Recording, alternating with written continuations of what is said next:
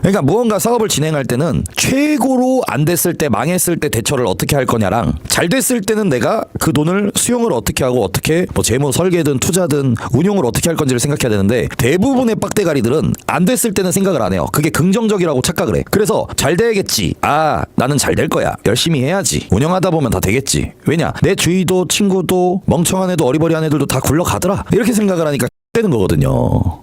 온라인짐 같은 건물에 있는 카인드짐은 어떻게 되는 건지? 여러분들 그 번화가에 따라서요, 건물 크기가 큰 것도 있고 좀 작은 것도 있잖아요. 근데 어디 번화가 가면은요, 한 건물에 한 층에 들어가 있는 자영업이 10개 20개 돼 있는 데들도 많잖아. 그럼 세입자가 많이 들어간 거죠. 근데 거기에 필라테스, 헬스장, PT샵, 또 헬스장, 또 요가, 크로스핏, 이거 다 들어가 있는 데 많아요. 그러니까 요즘 시대는 그래요. 카인드짐이라는 데가 뭐 얼마나 어떻게 운영하고 있고 시설이 어떤지 모르겠는데 들어오게 되는 거지. 시간이 지나고 세월이 좀 지나면 남들이 들어오든 옆 건물에 차리든 앞 건물에 차리든 이게 계속 차리게 된다라는 말이지. 근데 그거를요, 내가 매일 방송하면서 얘기하는 건 미리 예상을 하고 있어야 된다는 거야. 예를 들어서 내가 이 자리에서 잘하고 있어. 근데 내 앞 건물에, 내 헬스장 근처에, 아니면 같은 건물에 PT샵 헬스장이 들어온다라는 가정을 이미 해야 된다니까. 100% 들어온다라고 생각을 하고 이미 활동을 하고 있었어야 돼. 그랬을 때 내가 어떻게 대처할 건지를 당하고 나서부터 내 생각하는 게 아니라 미리 당연히 예상을 하고 있었어야 된다니까. 주먹이도 지방부수리의 공격을 견딘 것처럼 버텨야죠. 정확히 말하면은 견딘 게 아니라 버틴 것도 아니고 견딘 것도 아니고 그냥 어쩔 수 없이 가만히 있는 상태에서 바라만 보면서 발만 동동 구리고 있는 게 한 주먹인 거예요. 지가 그러니까 리어카 끌고 다니고 흙밭에서 농부 농사 짓고 있는데 그 옆에다가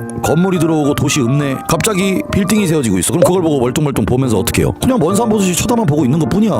그 X가 뭐를 견디고 뭐를 버텨요. 폐업할 돈이 없어서 그냥 옆에서 와, 저런 게 있구나. 저런 게 도시가스라는 거구나. 저런 게 매연이구나. 저런 게 도시의 뉴욕의 빌딩이구나. 그냥 그렇게 보고 있는 거지.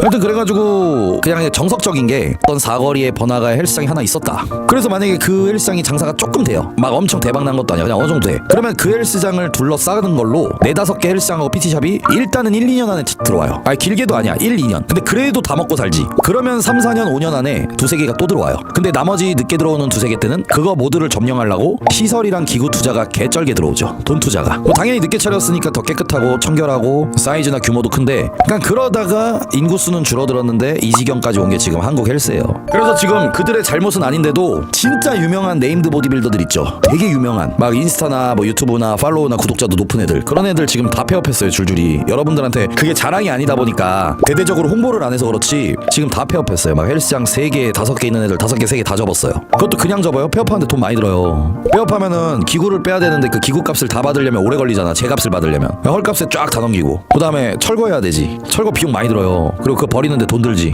원상복구 해줘야 되지 건물. 왜냐면은 이거를 권리금 받고 팔아야 되는데 무료로 줘도 안 가져가니까, 다른 사람들이 월세 못 내니까. 돈은 잃은 건 다시 벌면 되는데 거기에 투자한 시간들이 너무 아깝다고. 그 잃은 건 다시 벌면 되는데라는 금액의 그 정도가 어느 정도에 따라서 완전 달라져요. 예를 들어 헬스장을 뭐 3개 5개 했잖아요 누가. 그럼 그 돈을 다 현금으로 했겠어요? 헬스장 4-5개 차리는데 돈이 얼만데. 그러면 빚을 자기 빚뿐만이 아니라 가족 빚, 자기 빚, 은행 빚, 별의별 짓을 다 해서 3개 5개를 차리는 거예요. 근데 그걸 또 망했어. 그럼 빚을 또 져야겠죠? 빚을 져가지고 철거하고 폐업을 한다고 돈이 갑자기 또 생기는 게 아니죠? 그리고 평생 이 일만 했는데 이 일을 해서 폐업을 했어요. 그럼 자괴감이 심각하고 자존감이 떨어지니까 다른 데 가서 헬스장을 창업한다 그래서 될 수 있는 확률도 없잖아요. 그렇다고 직원으로 트레이너로 들어갈 수는 없고, 그 나이에 사장으로 운영해 본 사람들이. 그러니까 이게 지금 굉장히 심각한 상황이에요. 뭐 예를 들어 운영하는 능력이 부족하다 이런 게 아니라 지금은 진짜 그들의 큰 잘못이 없어도 엄청나게 무너지고들 있죠. 광고처럼 시험 레슨도 많이 받으며 경험하고 플랫폼. 그러니까 그걸 떠나서 내가 옛날부터 말했지만 이 지출이 많고 규모를 너무 크게 하다 보니까 거기에 대한 개념이 자리를 안 잡혀져 있는데, 내가 규모를 크게 했을 때 장사가 잘 될 때 얼마를 벌고 회원이 몇 명 들어오면 얼마를 벌고 이것만 계산을 하니까